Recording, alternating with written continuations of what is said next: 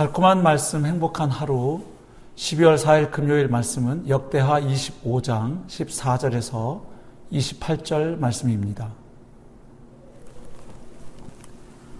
아마샤가 에돔 사람들을 죽이고 돌아올 때에 세일 자손의 신들을 가져와서 자기의 신으로 세우고 그것들 앞에 경배하며 분향한지라. 그러므로 여호와께서 아마샤에게 진노하사 한 선지자를 그에게 보내시니 그가 이르되 저 백성의 신들이 그들의 백성을 왕의 손에서 능히 구원하지 못하였거늘 왕은 어찌하여 그 신들에게 구원하이까 하며, 선지자가 아직 그에게 말할 때에 왕이 그에게 이르되 우리가 너를 왕의 모사로 삼았느냐, 그치라, 어찌하여 맞으려 하느냐 하니, 선지자가 그치며 이르되 왕이 이 일을 행하고 나의 경고를 듣지 아니하니 하나님이 왕을 멸하시기로 작정하신 줄 아노라 하였더라. 유다 왕 아마샤가 상의하고 예후의 손자 여호아하스의 아들 이스라엘 왕 요아스에게 사신을 보내어 이르되 오라 서로 대면하자 한지라. 이스라엘 왕 요아스가 유다 왕 아마샤에게 사람을 보내어 이르되 레바논 가시나무가 레바논 백향목에게 전가를 보내어 이르기를 내 딸을 내 아들에게 주어 아내로 삼게 하라 하였더니 레바논 들짐승이 지나가다가 그 가시나무를 짓밟았느니라. 네가 에돔 사람들을 쳤다고 내 마음이 교만하여 자긍하는도다. 내 궁에나 있으라. 어찌하여 화를 자초하여 너와 유다가 함께 망하고자 하느냐 하나 아마샤가 듣지 아니하였으니 이는 하나님께로 말미암은 것이라. 그들이 에돔 신들에게 구하였으므로 그 대적의 손에 넘기려 하심이더라. 이스라엘 왕 요아스가 올라와서 유다 왕 아마샤와 더불어 유다의 벳세메스에서 대면하였더니 유다가 이스라엘 앞에서 패하여 각기 장막으로 도망한지라. 이스라엘 왕 요아스가 벳세메스에서 여호아하스의 손자 요아스의 아들 유다 왕 아마샤를 사로잡고 예루살렘에 이르러 예루살렘 성벽을 에브라임 문에서부터 성 모퉁이 문까지 400규빗을 헐고 또 하나님의 전 안에서 오벳 에돔이 지키는 모든 금은과 그릇과 왕궁의 재물을 빼앗고 또 사람들을 볼모로 잡아가지고 사마리아로 돌아갔더라. 이스라엘 왕 여호아하스의 아들 요아스가 죽은 후에도 유다 왕 요아스의 아들 아마샤가 15년간 생존하였더라. 아마샤의 이 외의 처음부터 끝까지의 행적은 유다와 이스라엘 열 왕기에 기록되지 아니하였느냐. 아마샤가 돌아서서 여호와를 버린 후로부터 예루살렘에서 무리가 그를 반역하였으므로 그가 라기스로 도망하였더니 반역한 무리가 사람을 라기스로 따라보내어 그를 거기서 죽이게 하고 그의 시체를 말에 실어다가 그의 조상들과 함께 유다 성읍에 장사하였더라. 아멘.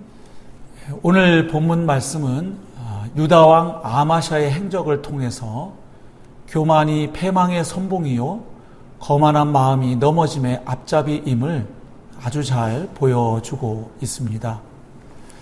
우리가 이미 알고 있는 것처럼 아마샤는 하나님 말씀에 순종해서 에돔과의 전쟁에서 큰 승리를 경험했습니다. 하나님의 말씀에 순종한 결과였고 하나님의 도우심이 함께한 결과였지요. 그런데 놀랍게도 아마샤는 에돔에서 전리품으로 가져온 그 우상들을 자기의 신으로 삼고 그 신들을 숭배합니다. 하나님께서는 당연히 진노하셨고 그래서 한 선지자를 보내어서 아마샤의 잘못된 행적에 대하여 경고의 말씀을 주십니다. 그러나 아마샤 왕은 그 선지자의 입을 닫게 합니다. 즉 하나님의 경고의 말씀을 무시하고 거부한 것이지요. 그것도 모자라서 아마샤 왕은 북이스라엘의 요아스 왕에게 정면 도발을 합니다. 그 도발에 북이스라엘의 왕 요아스는 전쟁을 고사하라고 아마샤에게 충고하지요. 그러나 이미 교만해질 대로 교만해진 아마샤 왕은 그 충고도 무시하고 결국 전쟁을 감행합니다. 당연히 그 전쟁의 결과는 패망이었습니다. 왜냐하면 하나님을 버린 아마샤를 하나님께서 버리셨기 때문이지요. 그리고 그 전쟁의 패함으로 아마샤는 남유다 왕국에 큰 손해를 입혔지요. 그리고 결국 반역의 무리가 일어나서 아마샤는 라기스에서 죽임을 당하게 됩니다. 비참한 최후를 맞이하게 된 것이죠. 자, 오늘 본문 말씀을 통해서 우리가 배울 수 있는 진리가 무엇일까요? 우리의 신앙생활은 처음부터 끝까지 하나님의 은혜 가운데 계속 현재형으로 나아가야 함을 봅니다. 한때 아마샤 왕은 하나님의 말씀에 순종해서 승리를 경험하기도 했지요. 그러나 그의 신앙의 모습을 보면 시간이 흐를수록 점점 추락하고 악화되는 신앙의 모습을 보여주었던 것이죠. 우리도 과거에 내 신앙이 어땠다고 과거의 추억을 자랑거리로 삼아서 살아가는 신앙생활이 아니라 오늘 내가 하나님과 어떻게 동행하고 그 하나님의 말씀에 순종하며 사는지, 내가 오늘 또 만나고 경험한 하나님은 어떤 하나님이신지를 증언하고 간증하고 고백할 수 있는 우리의 신앙생활이 되어야 하겠습니다. 그리고 오늘 본문에서 배우는 또 하나의 중요한 원리가 있습니다.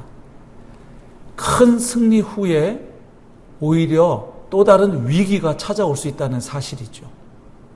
아마샤가 이렇게 패망하게 된 것은 결국 교만 때문이었는데, 그 교만은 에돔과의 전쟁에서 승리한 것 때문에 더욱 심해졌다고 볼 수 있지요.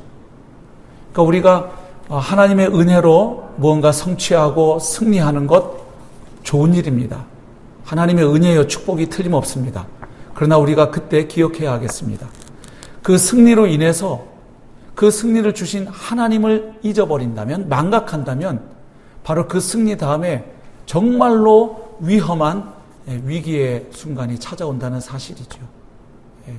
사실 아마샤 왕은 그 에돔과의 전쟁에서 승리한 이후에 그 승리를 가능케 하신 하나님의 은혜를 그가 더 기억하고 묵상하고, 그래서 더욱 하나님을 경외하며 하나님의 말씀에 순종해야 했던 것이죠. 그랬으면 아마 그는 점점 더 하나님의 마음에 합한 사람으로 성장해 갈 수 있었을 것입니다. 하지만 그 승리가 오히려 그로 하여금 더욱 교만하게 만들었고, 그 교만함은 결국 계속해서 하나님이 주시는 경고의 말씀도 무시하게 만들었고 만용을 저지르게 했죠. 아마샤 왕은 선지자의 말도 무시했고 북이스라엘 왕의 충고도 무시했죠. 사실 그가 그렇게 했던 가장 근본적인 이유는 그의 하나님을 그가 무시했고 떠났기 때문이었습니다. 결국 하나님을 경외하지 않는 상태에서 어떤 일들이 잘 되는 것은 결코 축복이 아님을 봅니다. 그것은 우리를 정말로 패망에 이르게 할 수 있는 아주 위험한 순간이 될 수 있는 것이죠. 그래서 우리가 고난과 시련이 올 때에도 겸손한 마음으로 하나님을 찾아야 되겠지만, 뭔가 일이 뜻한 대로 잘 되고 또 하나님의 도우심으로 뭔가 승리를 경험했을 때 우리가 더 바짝 긴장하고 하나님 앞에 겸허하게 엎드리며 더욱 하나님을 경외하는 자로, 더욱 하나님의 말씀에 순종하는 자로 나아가기로 결심할 때 계속적인 하나님의 은혜와 축복이 우리의 삶 가운데 또 사역 가운데 함께할 줄로 믿습니다. 오늘 하루도 하나님을 경외하며 또한 하나님의 말씀에 순종하며 승리하는 복된 하루의 삶이 되시기를 우리 주님의 이름으로 축복합니다.